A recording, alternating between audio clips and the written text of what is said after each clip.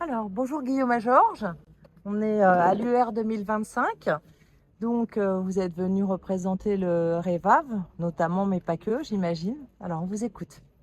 Merci beaucoup à Dépêche Citoyenne de nous donner quelques instants de parole. Du coup, donc, nous sommes ravis de ce regroupement collectif de citoyens pour se mobiliser au maximum pour défendre nos intérêts en termes de santé collective, puisqu'on voit qu'on a quand même de gros problèmes en termes de santé. Ce qui nous intéresse bien sûr particulièrement au REVAV, qui est une association donc, qui date de 1997 et qui a été créée suite à la campagne de vaccination contre le virus, contre l'hépatite B, et donc où nous avons eu beaucoup de Français qui ont eu des problèmes de santé liés à cette campagne de vaccination, qui ont d'ailleurs entraîné le fait que les autorités aient arrêté cette campagne de vaccination.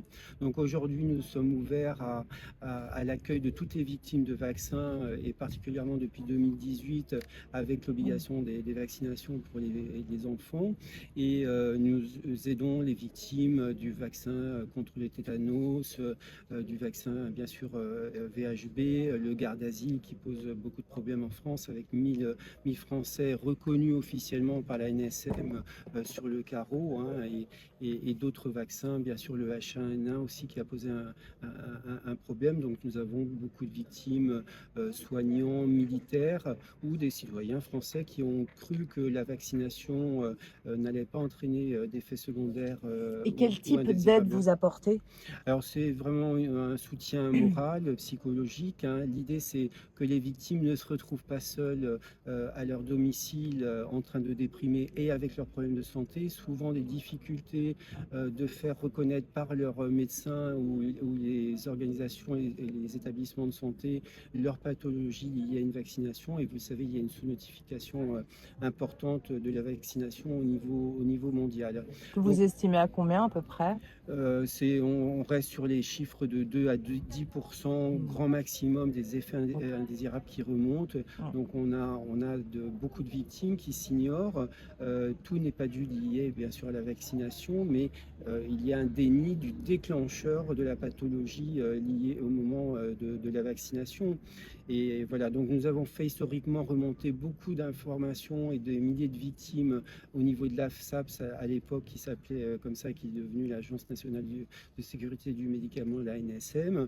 Et nous participons et nous motivons effectivement les Français et les Françaises courageuses à ne pas se laisser faire et surtout à faire remonter les informations pour qu'il y ait des études scientifiques et qu'on puisse éventuellement adapter les prescriptions, les âges d'utilisation des vaccins, et bien sûr améliorer ces produits qui n'ont pas une innocuité absolue et qui peuvent présenter des risques.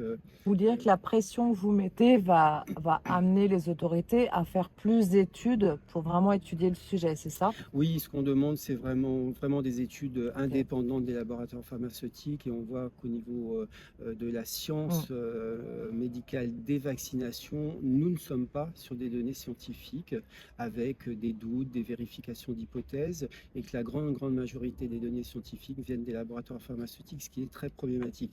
Les laboratoires pharmaceutiques qui ont une responsabilité d'intervenir dans la pharmacovigilance. Quand ils mettent un produit de santé sur le marché, ils doivent aussi bien sûr vérifier l'absence d'effets indésirables des vaccinations, mais on a évidemment des informations qui ne correspondent pas à la réalité concrète des Français, hein. Donc on a dans les pathologies liées aux vaccinations, hein, on a des affections démyélisantes centrales, dont pour la très grande partie des scléroses en plaques, hein, des atteintes d'enfants, dont des atteintes d'enfants au niveau des scléroses en plaques de moins de 15 ans, avec 25 mois pour le plus jeune, hein. Ce sont des données reconnues scientifiquement. Des atteintes démyélisantes périphériques cette fois-ci, des cas de sclérose latérale amyotrophique, des SLA, hein, toutes mortelles. des thrombopénies, des cas d'aplasie médulaire, des lupus, des polyarthrites rhumatoïdes, des cas de thyroïdite et des cas de leucémie aiguë et un grand nombre de myofascites à macrophages au niveau de certaines vaccinations, hein. Le gros problème aussi, c'est l'hétérogénéité, c'est-à-dire l'absence d'une composition des vaccins fiable. Et donc on expose des citoyens, des citoyennes français qui utilisent les vaccinations à des produits qui ne sont pas standardisés. Et donc, on a une différence absolument anormale d'exposition à un produit qui est variable, que ce soit pour les vaccins ARN messagers ou des vaccins plus anciens avec des présences d'adjuvants aluminiques, comme bien sûr le vaccin hépatite B, et on a une exposition tout au long de la vie de 2 à 8 mg d'aluminium injecté dans le corps pour une personne tout au long de sa vie. Et les enfants avant 1 an, on est sur des chiffres quand même impressionnants d'1,5 à 4 mg d'injecté dans l'organisme d'un enfant. Donc voilà, il faut vraiment qu'on avance sur ces questions-là, qu'on arrête d'exposer les enfants nés après janvier 2018 au vaccin hépatite B par exemple. Ça veut dire en fait qu'il y a certainement beaucoup de victimes qui ont ce type de maladie et qui ne font pas le lien avec le vaccin. Oui, tout à fait. Nous avons quotidiennement ou de manière hebdomadaire des victimes qui nous contactent plusieurs années après, en se demandant même et en comprenant qu'il y a pu y avoir un déclenchement de leur pathologie liée à la vaccination. Vous le savez certainement, certaines pathologies se développent immédiatement, donc on peut imputer directement le vaccin. C'est un petit peu plus complexe au niveau juridique quand effectivement il y a une temporalité, puisque l'organisme va réagir face à un produit de santé qui ne serait pas exempt d'effets secondaires. Donc il va y avoir une réaction du corps et des pathologies qui peuvent se développer plusieurs mois après. Mais nous avons des indemnisations au niveau juridique de victimes du vaccin contre l'hépatite B, pour prendre cet exemple-là, plusieurs mois après leur vaccination, sans qu'il y ait une réaction immédiate du vaccin. Mais il faut aussi tomber, pour les vaccinations obligatoires des soignants par exemple, dans une temporalité programmé par l'ONIAM, et si vous n'êtes pas dans les bonnes cases, vous n'êtes pas indemnisé, en sachant que l'ONIAM, même si vous tombez dans les bonnes cases, ne fait pas suffisamment son travail. Donc on a besoin d'institutions publiques qui vont améliorer leurs services aussi pour mieux indemniser les victimes et améliorer les produits ou les interdire. Les victimes, elles ont besoin d'aide tout de suite si elles sont handicapées ou qu'elles doivent se soigner d'une part. Et d'autre part, les indemnisations, elles sont vraiment minimum. Quand on est handicapé à vie, quand on reçoit 40 ou 100 000 euros, ça ne compense pas toute une vie, hein, on est d'accord? Bien sûr, bien sûr. Oui, la priorité, comme vous le rappelez, Diane, c'est le fait que les victimes sont confrontées à leurs problèmes de santé et ne vont pas forcément vouloir communiquer, vouloir le signaler à la pharmacovigilance. Elles vont bien sûr à ce qui est le plus prioritaire, c'est prendre soin d'elles et d'améliorer leur état de santé. Et effectivement, il y a cette question d'indemnisation de l'ONIAM.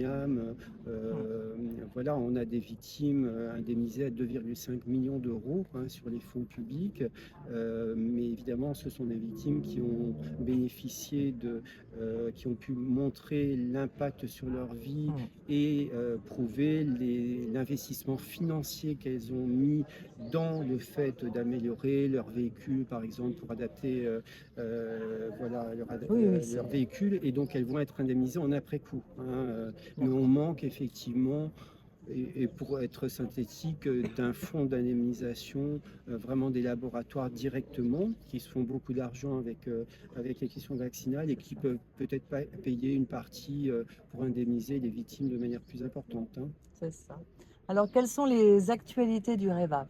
Écoutez, les actualités, c'est essentiellement une assemblée générale qui va se tenir le 4 octobre à Neuilly-sur-Seine, mais nous invitons toutes les personnes qui sont intéressées à nous rejoindre. On demande à être adhérents pour le REVAV pour avoir un droit de vote et pouvoir participer à l'Assemblée générale, où nous aurons des experts juridiques et un cabinet d'avocats qui va intervenir sur la question de la jurisprudence française et européenne entre résilience et compliance. C'est vraiment faire le point de l'avancée au niveau juridique du combat des victimes de Mhm. vaccins, avec des avancées positives au niveau européen qui vont demander du temps à se traduire au niveau français, mais des choses avancent et plutôt positives, donc ça c'est une bonne chose. Nous aurons Pierre Cheillot qui soutient beaucoup les victimes de vaccins et qui interviendra auprès D'accord. de notre association. Et puis nous referons le point sur les vaccins garde asile qui ont posé beaucoup de problèmes en termes de santé publique.